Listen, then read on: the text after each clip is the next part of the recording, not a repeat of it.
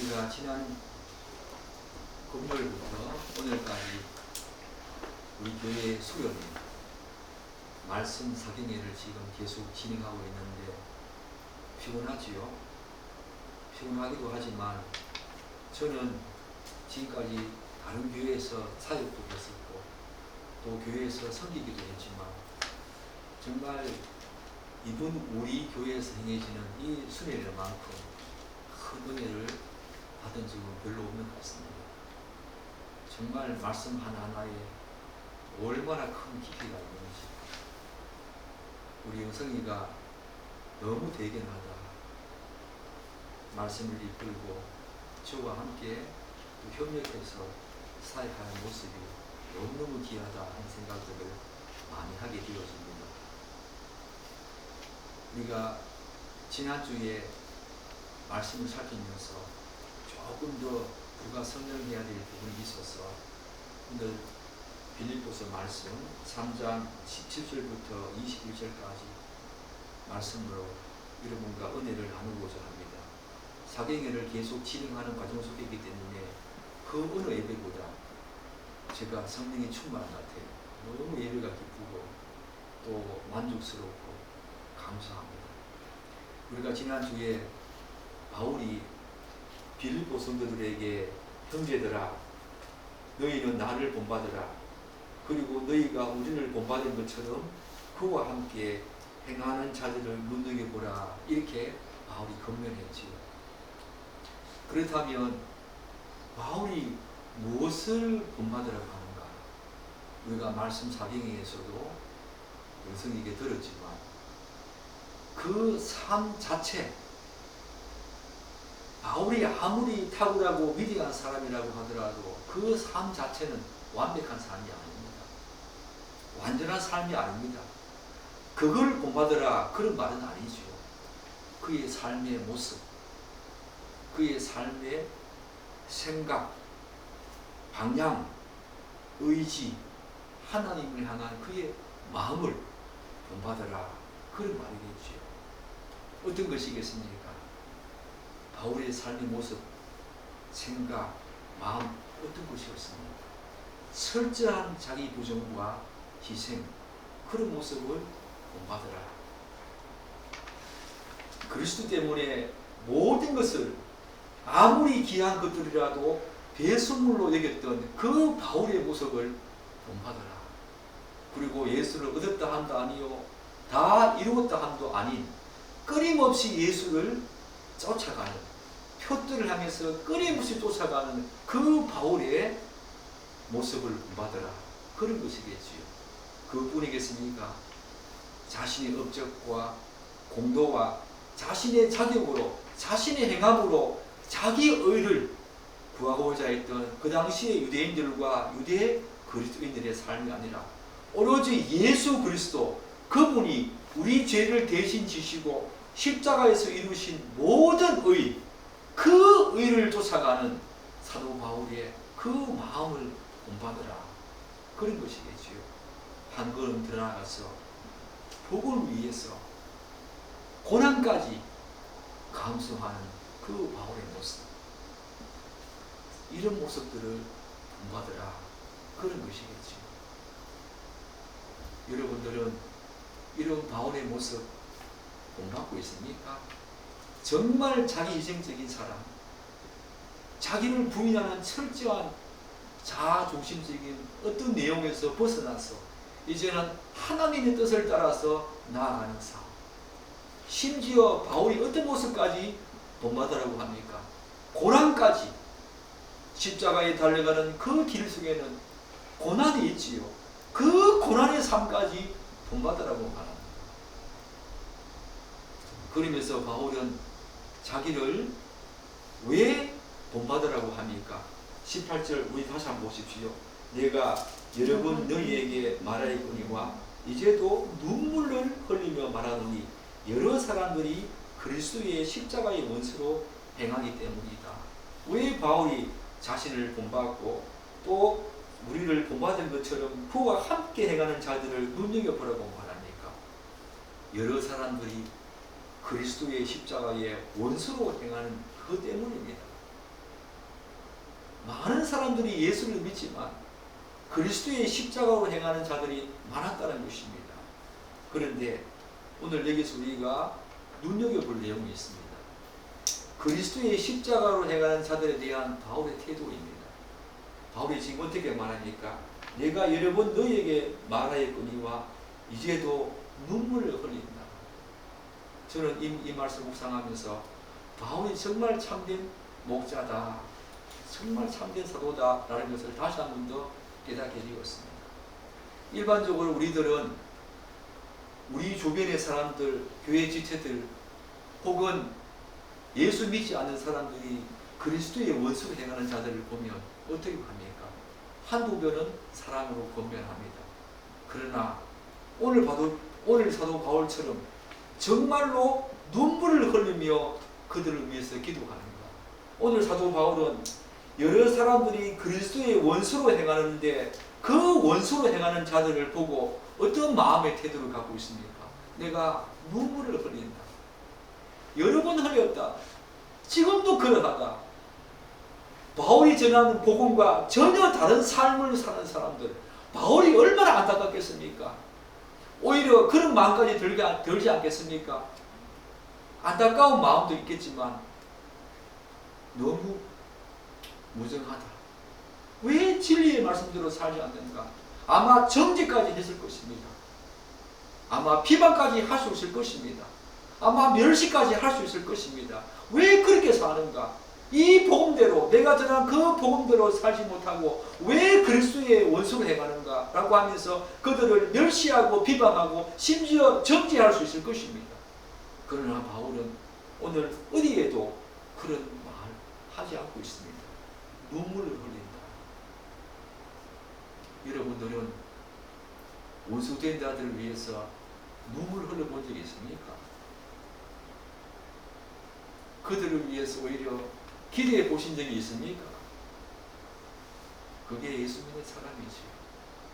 바울이 지금 그러하다는 것입니다. 그들을 위해서 눈물을 흘리며 또한 기도하는 바울의 모습을 보십시오. 그들을 미워하거나 비방하거나 멸시하지 않습니다. 긍휼히 여기는 마음으로 눈물을 흘리고 있다. 예수의 마음이지요. 예수의 마음이지요. 이런 마음 여러분 있기를 축복합니다. 그렇다면 바울이 그리스도의 십자가의 원수로 행하는 자들, 그들을 위해서 눈물을 흘리는 이유가 뭔가? 오늘 19절 한번 보십시오. 우리 다 같이 읽겠습니다. 19절. 그들의 마침은 멸망이요 그들의 신은 배요 그 영광은 그들의 부끄러움에 있고 땅의 일을 생각하느니라. 왜 바울이 그들을 위해서 눈물 흘리고 있다고 그럽니까? 그들의 멸망이, 그들의 마침이 멸망이기 때문입니다. 사실 기독교 이외에도 모든 종교는 사후세계와 내세에 대한 나름의 개념과 생각과 사상이 있지. 그런데 이방 종교의 사후세계와 그 내세관은 명확한 실체와 역사성이 결여된 인간의 감정과 철학과 사상과 상상에서 비롯된 것이지. 불교에서 말하는 윤회관, 조로아스토교, 힌두교에서 왔는데 그것은 자연을 바라보면서 인간도 그럴 것이다 라고 하는 관념과 상상에서 발효된 내세관입니다. 이 땅에 살다가 천당에 가면 거기서 다시 우리가 이 땅에서 열심히 선한 일을 많이 하고 착한 일을 많이 하고 공덕을 많이 쌓고 하면 다시 인간으로 태어나고, 그렇지 않으면 그냥 한낱 미물로 태어난다. 그게 역사성이 있습니까? 그게 실체가 있습니까? 이 자연을 보고 그런 자연 철학에서 나온 하나의 사상이 그들의 내세관입니다. 윤회설이지요. 이방 종교, 사후세계와 내세관 다 있지만 그 모든 것들은 인간의 관념과 철학과 상상과 사상에서 비롯된 것이지요. 그러나 기독교는 그렇지 않습니다. 기독교는 모든 만물의 시작과 끝뿐 아니라 인간의 사후세계, 그 사후세계를 비롯한 모든 피조물의 결말을 분명하고 정확하게 제시합니다. 어떻게 이 세상이 시작되었고 어떻게 마칠 것인가, 우리의 삶이 어디에서 비롯되었고 어디로 갈 것인가에 대해서 명확한 실체와 역사성을 가지고 우리에게 말하고 있는 것이 바로 기독교의 본질입니다. 바울은 그리스도의 십자가의 원수로 행하는 자들의 마침이 멸망이다 라고 말합니다. 틀림없습니다. 사랑하는 여러분, 이 멸망이 어떤 멸망입니까? 단지 여러분도 죽고 예수 믿지 않는 사람도 죽는 육체적인 죽음에 불과합니까? 바울이 말하는 멸망이 그렇다면 우리는 예수 믿을 필요가 없지요. 우리도 죽지 않습니까? 예수 믿지 않는 자들도 죽지 않습니까? 여기서 말하는 바울의 멸망은 그런 내용이 아니지요. 어떤 멸망입니까? 예수님께서 십자가 지실 때에 마지막 죽음을 앞두고 무슨 말을 하시면서 십자가에서 돌아가셨습니까? 엘리 엘리 라마 사박다니, 나의 하나님 나의 하나님 어찌하여 나를 버리시나이까. 그 버리심, 영원한 멸망이지요. 육체적인 죽음을 비롯해서 영혼의 죽음을 비롯해서 완전한 몸의 부활로 나타나는데, 우리는 생명의 부활로 나타나겠지만 믿지 않는 자들은 멸망의 부활로, 사망의 부활로 나타나겠지만, 그 육체적인 죽음과 영적인 죽음과 영원한 죽음, 몸의 부활로 나타날 그 부활체가 영원한 죽음으로 가는 것이 멸망이지.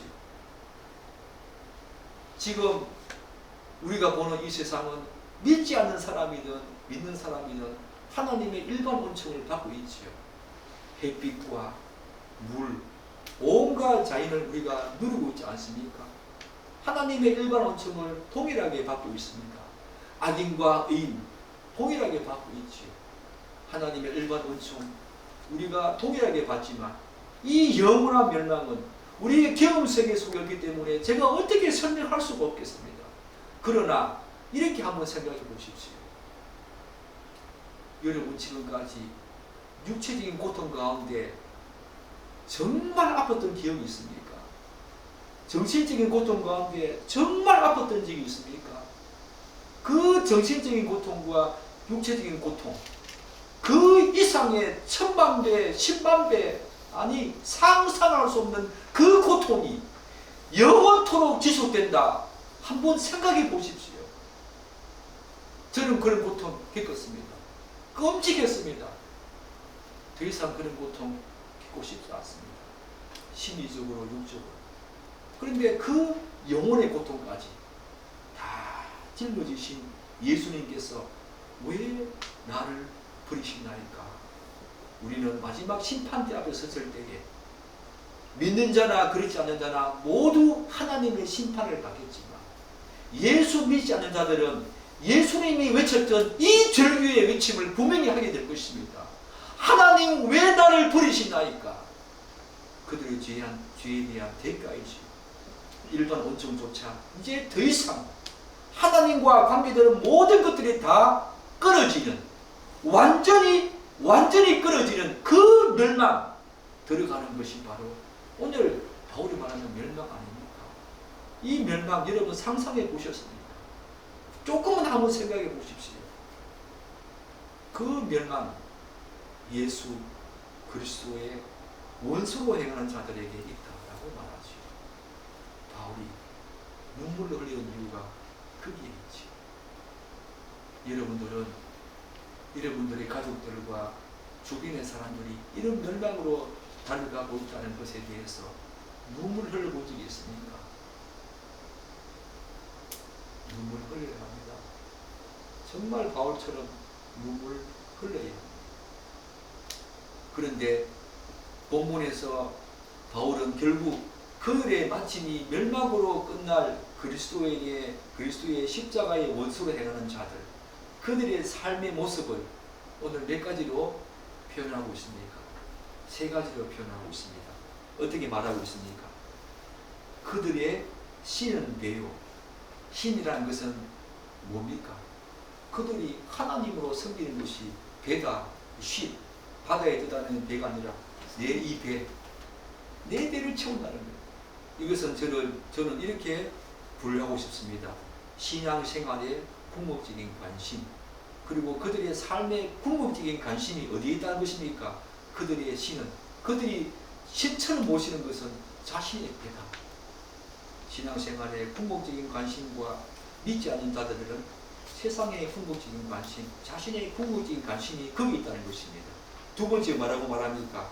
그 영광은 그들의 부끄러움이 있다. 이것은 신앙생활의 목적이지, 삶의 목적인 것입니다. 그리고 땅의 일을 생각한다.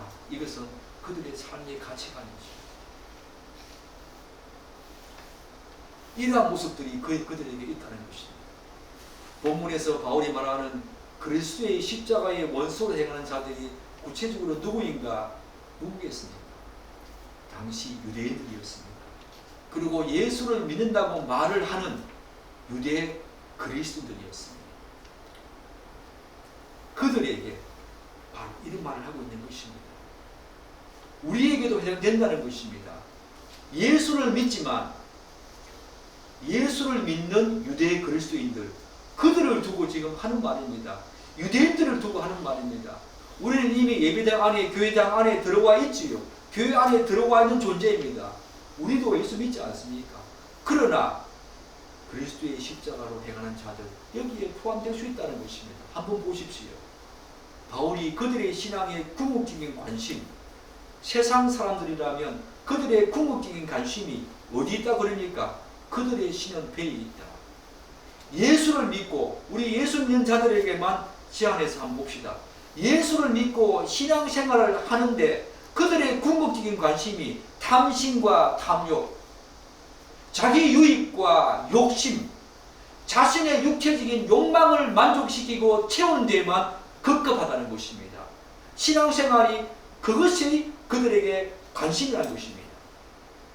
자기 배만 채운다는 것입니다. 탐심과 탐욕, 자기 유익과 이익, 자기의 욕망을 채우는데 신앙을 도구로 삼는다는 것입니다. 신앙생활 그 자체가 목적이 아니라 예수님 자체를 수단으로, 목적으로 삼고, 방법으로 삼고, 그렇게 자기 욕심을 채우고 탐심과 탐욕을 채우고 자기의 육체적인 욕망을 채운다는 것입니다.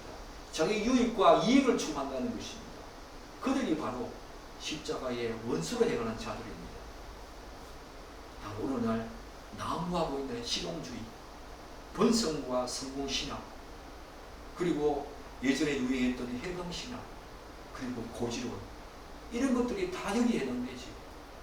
따라서 그들의 신앙생활을 자세히 보면 신앙의 본질은 온데가 되었고 그냥 외식과 형식과 그리고 미선이 난무하지.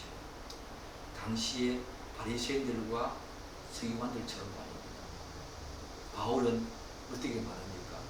그들의 멸망은, 그들의 마침은 멸망이다. 그렇게 말하고 있습니다. 그리고 또 한번 보십시오. 그들의 신앙적인 관심이 신에 있었다면, 그 배에 있었다면, 이제 그들의 욕망은 뭐라고 말합니까? 바울은 그들 그리스도의 십자가의 원수로 행하는 자들을 두고 뭐라고 말합니까? 그들의 영광은, 그 영광은 그들의 부끄러움에 있다라고 이렇게 말합니다. 바로 제가 이걸 아까 뭐라고 했습니까?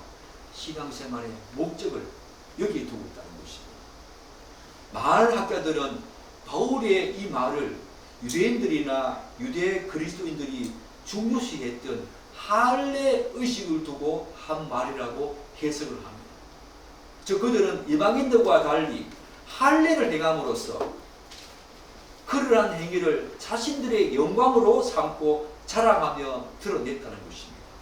그러나 오늘 우리에게 이것을 한번 적용시켜 봐야 되지요. 오늘날 우리는 할례를 행하지 않습니다. 그렇지요. 그러나 그들의 신앙의 목적과 목표가 오로지 자기 영광이다. 이런 사람 많이 보고 오지 않습니까? 바리새인들과 서기관처럼 기독교적인 교리와 지식을 많이 배우고 또 알고 깨달았다고 하는 것을 은근히 자랑하면서 자기 영광을 공하는 것.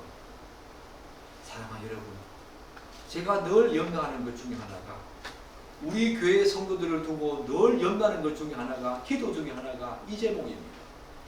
우리는 상대적으로 신앙 서적을 많이 읽습니다. 교리를 충분히 풍성히 많이 배우고 있습니다. 그것을 알고 깨달았다고 해서 은근히 그렇지 못한 사람들에게 자신을 자랑하면서 자기 영광을 구하는 거, 이거 안 되지요. 그렇게 하면 안 됩니다, 여러분. 혹은 이런저런 종교의식을 철저하게 잘 지키는 것과 예컨대 헌신도 하고 봉사도 하고 구제도 하고 기도했다는 것을 자랑하면서 자기 영광을 구하는 것, 이것도 그 영광은 그들의 부끄러움이다, 여기에 해당하죠. 한마디로 이들은 자신의 위대함과 자기 영광, 자기가 한 삶의 행위와 그런 모습들, 종교의식, 그런 것들을 자랑하면서 자기 영광을 구하는, 그것을 신앙생활의 목적으로 두고 있다는 겁니다. 사랑하는 여러분, 그러나 예수님께서 어떻게 말합니까? 마태복음 6장 5절에 이렇게 말합니다. 또 너희는 기도할 때에 외식하는 자가 같이 하지 말라. 그들은 사람에게 보이려고 회당과 큰 거리 어귀에 서서 기도하기를 좋아하느니라. 내가 진실로 너희에게 이르노니 그들은 이미 자기 상을 받았다. 큰 예배당에서 사람들이 많이 모이는 그런 광장에서 바리새인들과 서기관들은 기도했습니다. 두 손을 높이 들면서 울부짖으면서 기도했습니다. 지나가는 많은 사람들이 이야, 대단하다, 어떻게 저렇게 기도하는가. 그 말 한마디가 자기 상을 이미 받은 것입니다. 그 사람에게 천국의 심판자 앞에서는 그게 뭐가 되겠습니까? 자기 상을 이 땅에서 이미 다 받았습니다.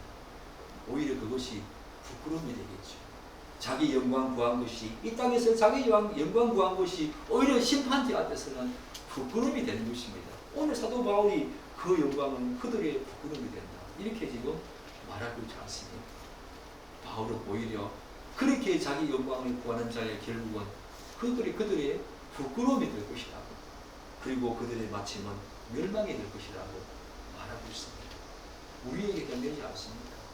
오늘날 교회 안에 많은 사람들이 은근히 그렇게 드러내고 말은 하지 않지만 자기 영광을 구하는 것이 얼마나 많습니까?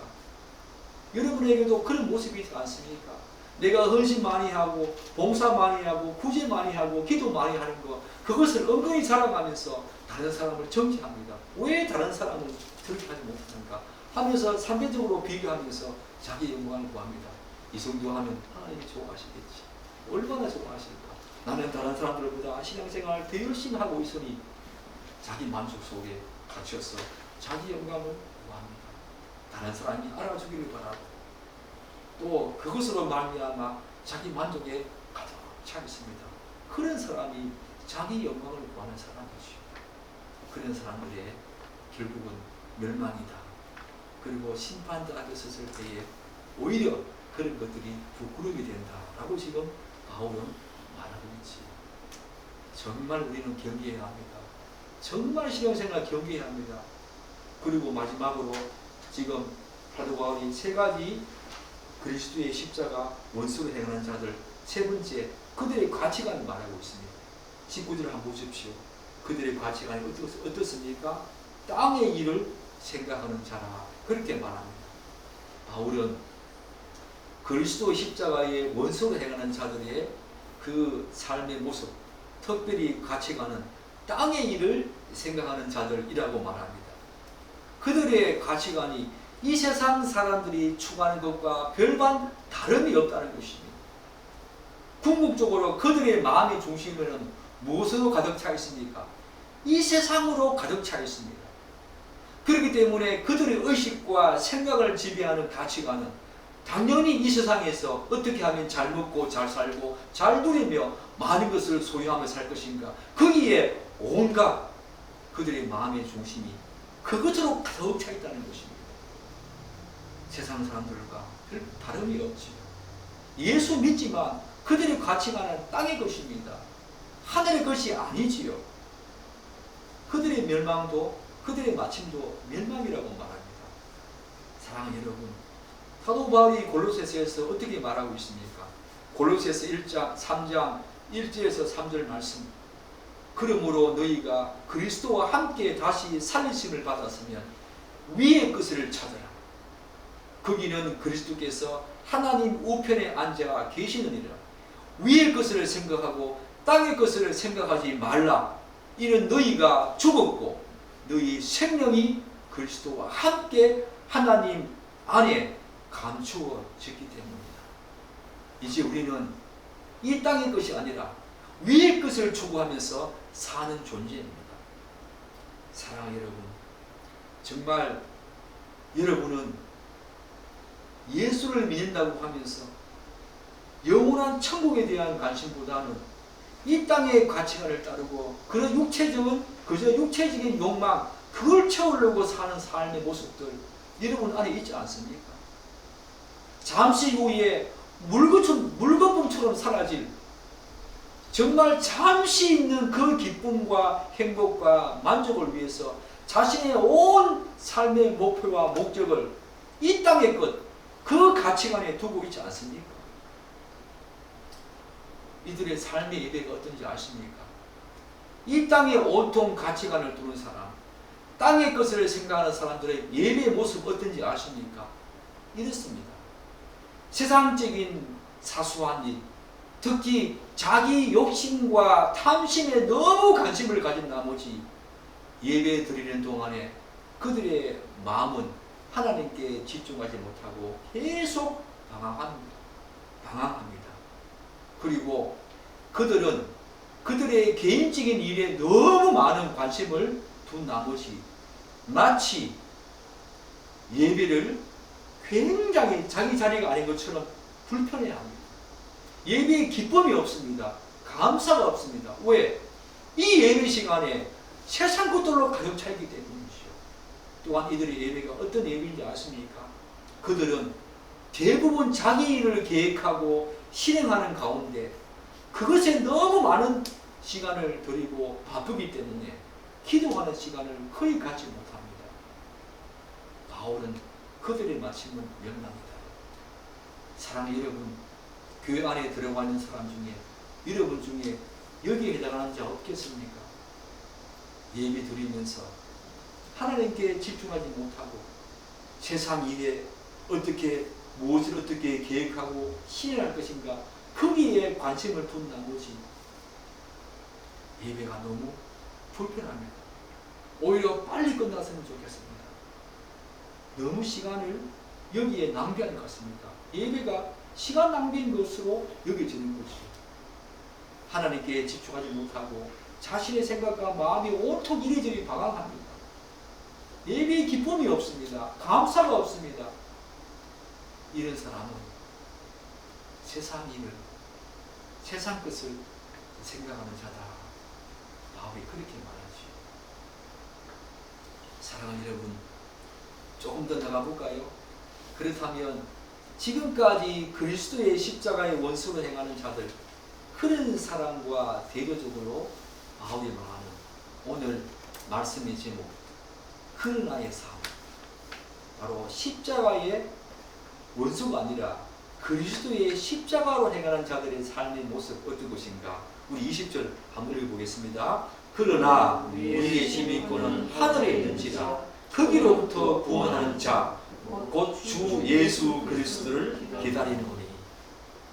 바울은 신실한 그리스도인의 삶과 모습에 대해서 19절에서 언급한 그런 그리스도의 원수로 행하는 자들, 그들과 달리 뭐라고 말합니까?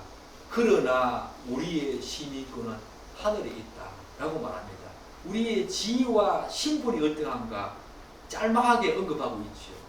아까 제가 말씀드린 19절에서 말씀드린 그리스도의 원수로 행하는 자들과 비교해서 그들의 궁극적인 관심사, 신앙생활의 목적, 그들의 가치관 직접적으로 언급하지 않습니다.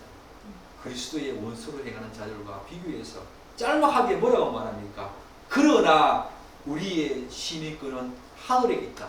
여기에 모든 것이 다 포함되어 있지. 사랑하는 여러분, 시민권이란 말은 국가, 나라 그런 말을 의미합니다. 그렇기 때문에 뭐라고 이야기할 수 있겠습니까? 그들의 시민권은 하늘에 있다. 이 말은 신실한 그리스도인이 속한 나라, 국가는 바로 하늘나라다. 그런 말 아니겠습니까? 이 말이 많은 것을 내포하고 있지요.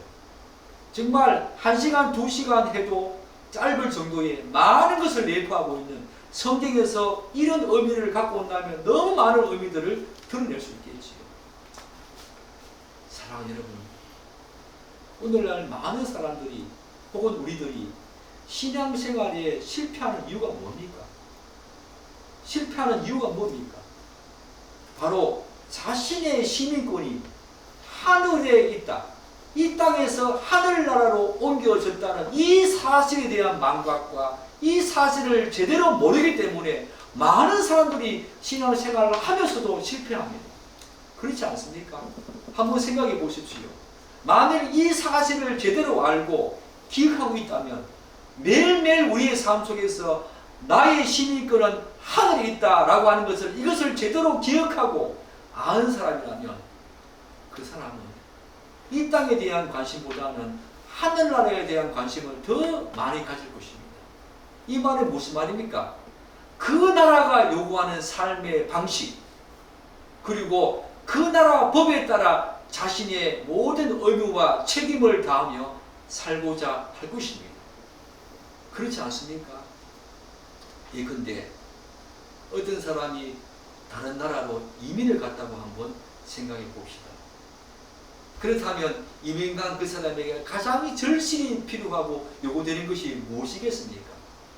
먼저 그 사람이 국적이나 시민권, 영주권을 획득했다 그 여부를 떠나서 자신이 더 이상 대한민국의 국민이 아니라 그 이민간 나라의 국적을 가지고 있다는 사실을 명확히 인식해야 합니다. 그리고 그 나라의 언어를 제대로 구사하고 특별히 그 나라의 법과 관습을 명확히 알고 지키는 것이 그 사람에게 가장 절실히 필요한 것입니다. 한국에서 살았던 삶의 방식과 다르게 살라는 것입니다. 법이 다르지요. 이 땅의 법과 하늘나라의 법은 다르다는 것입니다. 많은 사람들이 제가 말씀드린 것처럼 신앙생활에 실패하는 이유가 우리는 하늘나라에 속한 자로서 그 나라의 법과 간섭과 전통, 그 나라에서 요구하는 규례와 법도를 지키며 살아야 하는데 여전히 이 땅의 법에 우리가 얽매여서 살기 때문에 거기에 엄청난 괴리가 생기면서 신앙생활에 실패한다는 것입니다. 우리의 말 보십시오. 여러분들은 하늘나라에 속한 시민의 말을 하고 있습니까? 이민을 가서 가장 먼저 구사하는 것이 말입니다. 우리는 이 땅에서 이제 하늘나라로 이민간 자입니다. 하늘나라로 옮겨진 자입니다. 그 나라의 말을 해야 되지요. 하나님이 요구하시는 말을 해야 합니다. 감사의 말을 해야 합니다. 기쁨의 말을 해야 합니다. 격려의 말과 위로의 말을 해야 합니다. 그런데 여전히 이 땅에서 살았던 예수 믿기 전에 말했던 그런 삶의 방식, 그런 언어 구사한다면 그 사람은 하늘의 시민권을 둔 자가 아니지. 하나님이 요구하시는 뜻, 목적, 법, 하늘나라의 법을 따라야 합니다. 말씀을 따라 살아야 한다는 것입니다. 그것이 바로 하늘의 시민권을 둔 자의 모습이죠. 사랑하는 여러분, 구체적으로 어떤 것입니까? 우리가 사경의 시간에 살펴본 내용과 깊은 관련이 있지요. 그리스도의 십자가로 행하는 자들, 즉 구원 얻는 믿음을 가진 자들의 존재와 삶의 변화 어떤 것입니까? 우리 영성이가 잘 너에게 주었지요. 뭡니까? 이제 이 땅에 속한 자들이 아니라 하늘나라에 속한 자, 그런 지위와 신분을 우리가 가진 자입니다. 하나님의 자녀입니다. 하나님의 자녀이고 예수와 가족이 된 자입니다. 또 어떻습니까? 영원한 사망과 멸망을 당해야 하는 존재가 하늘의 시민권을 가진 자는 구원과 영원한 생명을 가진 자입니다. 그리고 사단과 마귀의 종, 뭐에 노릇하던 우리들이 이제 하나님께서 보내신 예수의 이름을 보내신 성령 하나님, 우리를 거룩하게 하시는 그 영에 지배를 받으며 살아가는 그런 존재이죠. 사랑 여러분, 이 땅이 종삭지가 아니라 나그네의 삶을 사는 사람들, 하늘의 시민권을 가진 사람의 모습 아닙니까? 이 땅의 보물을 찾는 것이 아니라 하늘나라의 보물을 찾는 것입니다. 그래서 우리 신앙생활의 궁극적인 관심은 어디에 있습니까? 요한복음 17장 3절에서 말하는 것처럼 유일하신 하나님과 그가 보내신 아들 하나님을 더 아는 것에 우리 신앙생활에 관심을 둡니다. 세상 사람들은 배가 자신의 신이지만 이제 예수 믿는 사람들은 구원 얻는 믿음과 그리고 그리스도의 그 십자가로 행하는 자들은 신앙생활의 궁극적인 관심이 하나님을 더 아는 것입니다. 그분과의 인격적인 관계성을 더 깊게 유지하면서 그분과 바른 관계 속으로 들어가려고 하는 것, 그것이 바로 그들의 신앙생활의 궁극적인 관심이죠. 그들의 신앙생활의 목적은 또 뭐겠습니까? 자기 영광 아니지요. 하나님의 영광을 구하는 것입니다.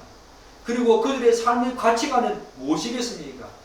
이 세상의 땅의 것이 아니라 위의 것, 예수를 더 알고자 하는데 그들의 마음과 가치관을 두겠지요. 사랑하는 여러분, 우리 자신에게 물어야 합니다.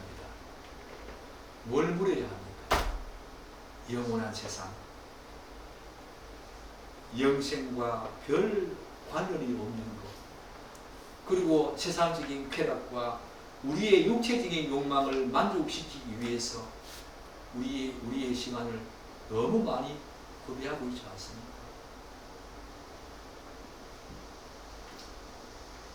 영준이와 윤정이와 영승이에게 당부합니다. 20, 30대 이 젊은이 때에 하나님께 더 나아가십시오.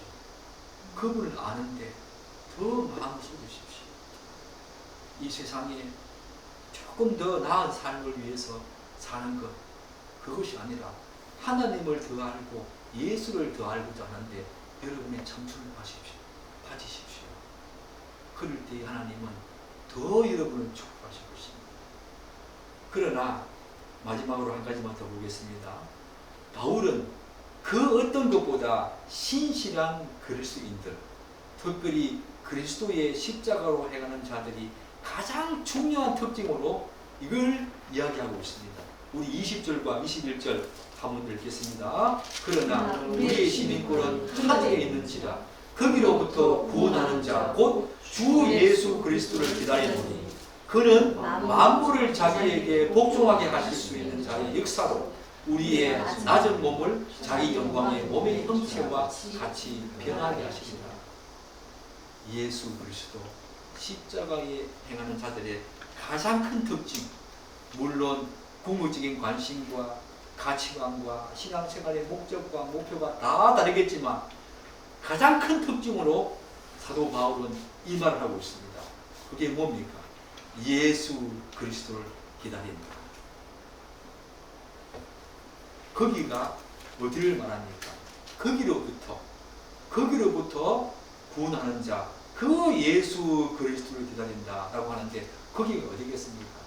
우리 사도성경에서 말하고 있지요. 거기로부터 우리를 심판하러 오신다. 바로 하나님과 예수 그리스도가 계신 곳이지요. 이 땅에 육신을 입고 오신 예수 그리스도는 그분이 택한 자들을 죄와 사망에서 구원하기 위해서 하나님과 사람의 완전한 중보자가 되어서 선지자, 제사장, 왕의 직분, 삼중직을 이 땅에 계시면서 태어나는 그 순간부터 마지막 십자가에 돌아가시는 그 순간까지 이 위대한 삼중직을 수행하셨지요. 그렇다면 지금은 어떨까요? 지금도 그 삼중직을 수행하고 계실까요? 계시지요. 하나님 우편에 앉아 계시면서 여전히 우리를 위해서, 우리의 구원을 위해서 제사장으로, 왕으로, 선지자로 여전히 삼중직을 수행하고 계십니다. 히브리서 1장 3절 이렇게 말합니다. 이는 하나님의 영광의 강체시요 그 본체의 형상이라 그의 능력의 말씀으로 만물을 붙드시며 죄를 정결하게 하는 일을 하시고 높은 곳에 계신 지극히 크신 이의 우편에 앉아 계신다. 사랑하는 여러분, 신실한 신자의 가장 큰 소망과 열망은 이 땅이 아닙니다. 바로 예수 그리스도를 대망하며 기다리는 사람, 파루시아, 파루시아입니다. 파루시아. 하늘의 시민권을 둔 자의 가장 큰 열망과 소망은 이제 이 땅이 아니죠. 파루시아, 예수님을 기다리는 재림신앙입니다. 오늘날 많은 교회당 안에서 과연 몇 사람이 이 재림신앙을 가지고 있는지 저는 잘 모르겠습니다. 여러분들은 정말 예수님이 다시 이 땅에 오시기를 대망하고 있습니까? 그 재림의 날을 소망하고 있습니까? 정말 그러합니까? 예수 재림신앙은 로마 식민지와 일제 시대처럼 고난과 압제와 핍박이 있을 때만 대망하는 것이 아닙니다. 지금 더 간곡히 대망하고 우리의 믿음을 더욱더 신실하고 굳건하게 세워주는 그 신앙이 예수 재림 신앙입니다. 부활 신앙입니다. 그것은 어떤 고통이 있을 때에, 고난이 있을 때만 대망해야 하는 것이 아니라는 것입니다.